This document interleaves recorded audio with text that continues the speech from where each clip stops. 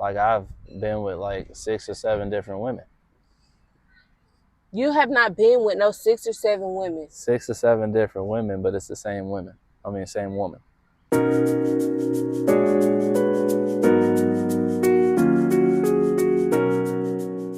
Life is a bowl of cherries.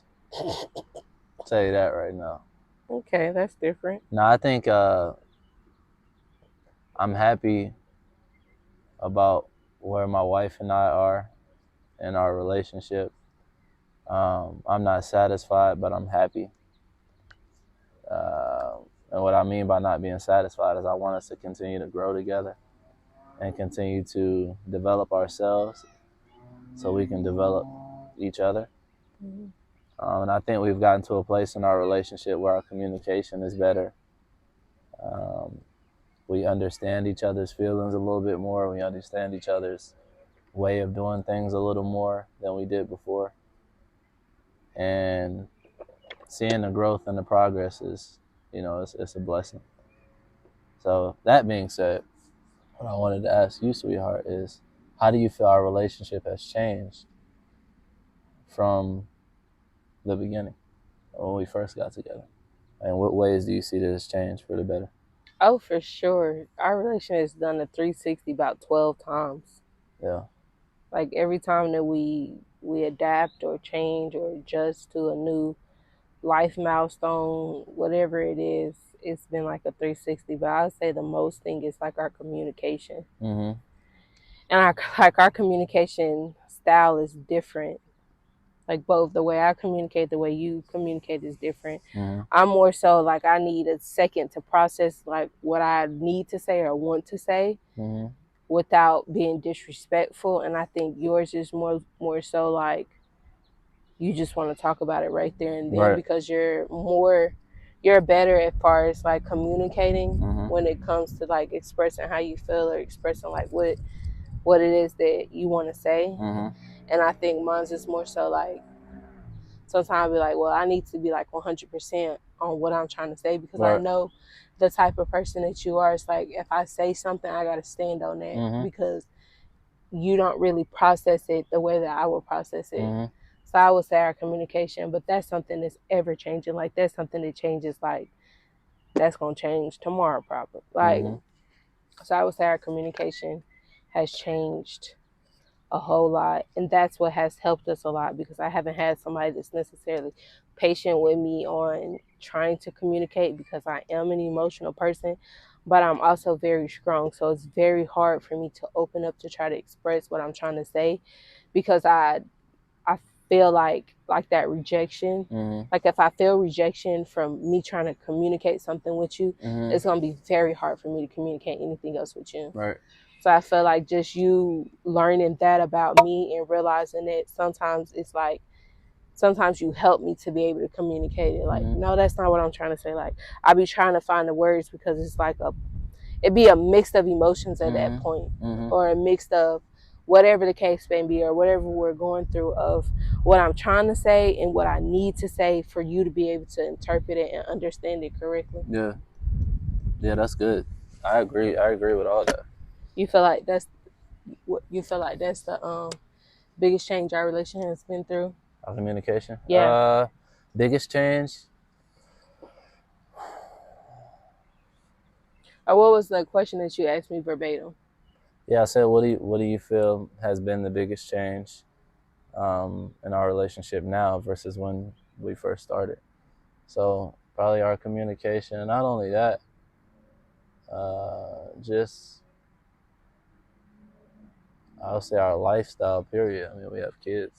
Yeah. You know what I mean? So the biggest change would be that we have kids now. Yeah. You know what I mean? So we do things a little different. But I mean, that kind of started immediately. You know what I mean? We was in a relationship for like 6 months or less before we had kids. Yeah. Or before we had our first daughter. So, I mean, we really didn't get to experience us like alone, yeah, by ourselves that long. I mean, it was 6 months. I don't even know if it was that long. It wasn't even that long. It probably was like 2-3 months. Yeah. And then not 2-3 months. It was like 4 months. Yeah. And I was pregnant. and she was pregnant. Because And that's when, like, when people say, "Oh, we have a child together," like from the time you're pregnant to the time you have that child, of course, on and on, that's when it has started. mm-hmm. So for us, that started very, very early, very, very quickly.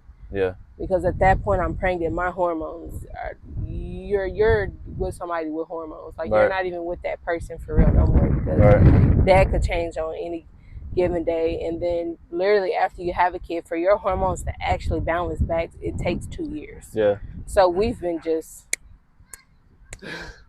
No pun intended. no pun intended, but we literally just been, you know, kids, having kids, having kids. So you've really been married to me, a portion of me and a portion of hormones. Yeah, that's why I said. That's why I said in marriage, just in our short time being married, relatively speaking, because it's different emotions, it's different feelings. Me.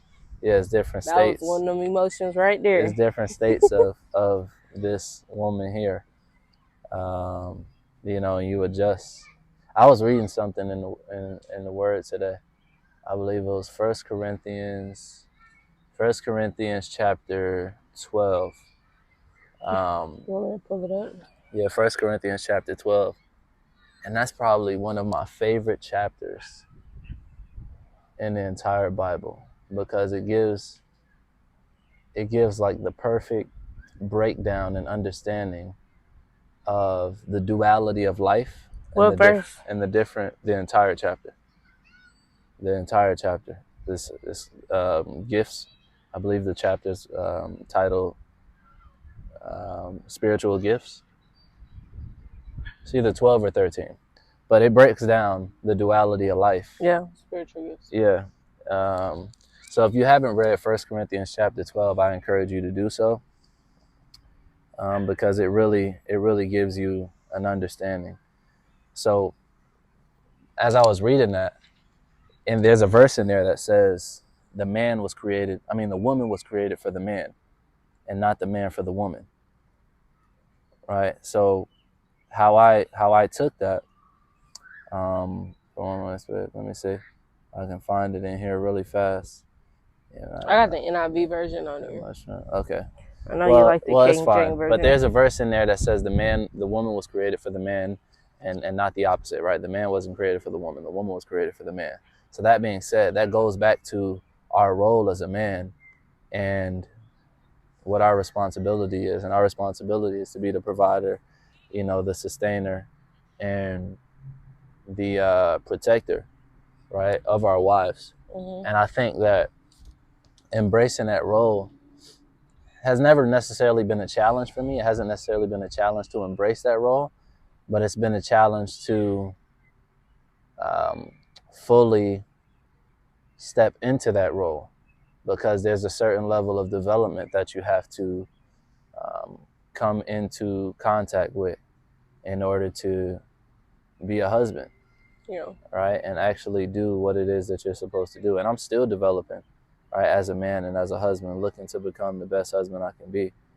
But I just encourage the men that, are watching, that it's your responsibility to lead your family, right? You're the head of the household, and it's your job to lead. It's your job to set the tone in the home. It's your job to, be the first to apologize, be the first to, do everything, right? Like, you're the leader in the home, and your wife is going to follow your lead if she believes that you're the man that you should be, right? Or you're looking to become the man that you should be. If she believes in your vision, she believes in you, then she'll follow you. If she doesn't, then she's going to disrespect you, and she's not going to follow you. She's going to have her own agenda, right? So if you so happen to be in a relationship where your woman isn't following you and she's not, necessarily respecting your wishes or you as a man, that's a reflection of you. It's not a reflection of her. So that's my piece. That's your piece. That's my piece. And my bride is great. She has always been great. She's always been willing to, follow my lead. And, we've had challenges, of course. But I think ultimately she's always embraced me as a man, and the things that I had to overcome, working with me, being patient with me, and encouraging me to get better. Encouragement. So they say he who finds a wife, what's that verse? Finds a good thing. Finds a good thing. I found a good thing. A good thing. All right, give me a kiss. Love you. Love you too, bro. Yeah, what he said. Listen to what he said, because he's a very wise man. Very wise man. And I would say women submit. Like, if your man is doing everything he's supposed to do and trying, you have to, like, I think that's the biggest, like, problem is that a lot of women don't, like, a lot of women think that men are just automatically supposed to know how to lead. And when you're in a marriage and a relationship, a lot of that is a learning curve. Mm-hmm. But the first thing that man has to have is God as his head, as his source, as his leader, so that he'll be able to properly lead the household, to lead his family and everything like boss? that. So if you don't have that, and it's like, oh, doggies. if you don't have that trust in your man truly, then you're not gonna be able to submit. It's gonna be very hard. Like, even when it was, and then it was times to where it's like certain things I'm like, yeah, I don't think that's the road we're supposed to be taking in as his helpmate, as his, his rib of my rib. I'm supposed to be able to have some type of discernment as well, because he's head of the household. Like, we're like this. There is no, you get what I'm saying? Like, we are the head of the household. So whatever he says and, he feels led to do for our family, then I'm going to stand 10 toes behind it. But sometimes when you're in that process of learning, sometimes God will speak to me and let me know, like, hey, that maybe we should do it that way. But he always guides me and tells me the words to say to where he's able to receive it. And I take that information to him, and then you talk to God, and then you come back and you're like, hey, how about this, that, da, da, da. And it's the same plan, but it's different in a way to where it works for our family and it works for our household. So women, like, one, you have to allow your man to lead, and you have to know that it's not always going to be 100% A plus every time. Sometimes that little plan or sometimes that leading will be shaky and it will be uncomfortable to you. I feel like when we first started out, especially in our first apartment,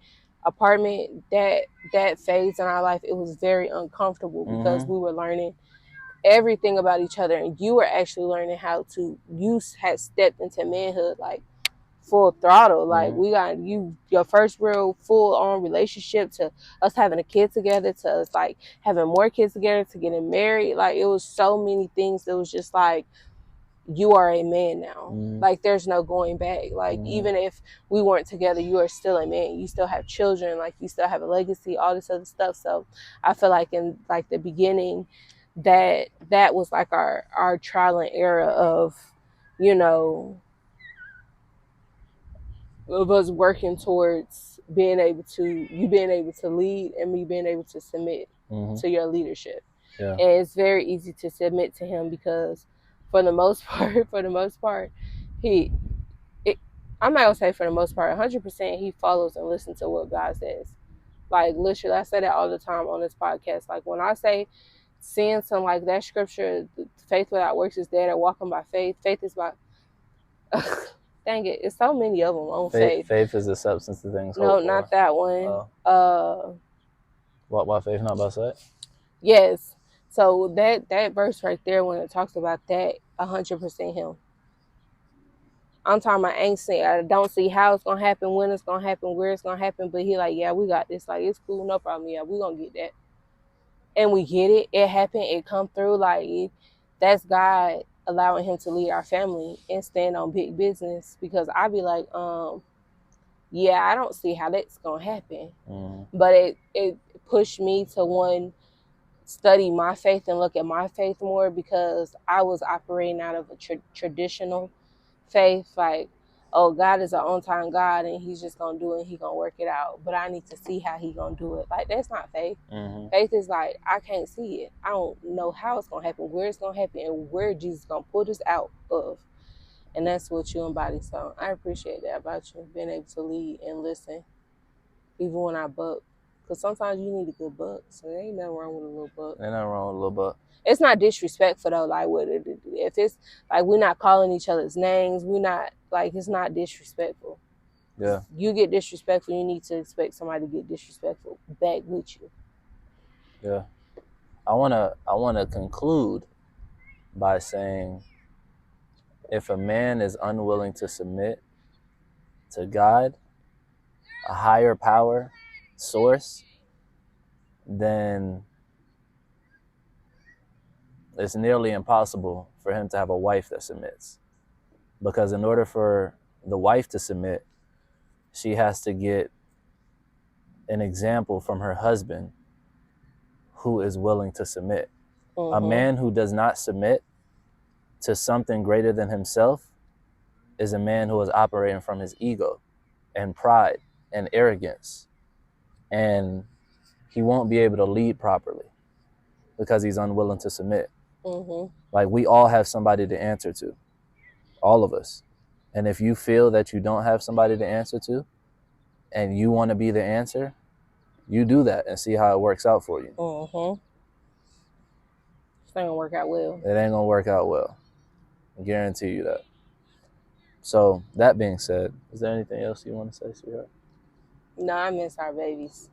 We miss our children. We got to get from this beautiful scenery that we have here. We love y'all. We appreciate y'all. And like, comment, subscribe. Turn on your post notifications so you can notify every single time that we post. Yeah, do that. And let love fill your hearts, family. Until next time, peace and Peace. blessings. Bye.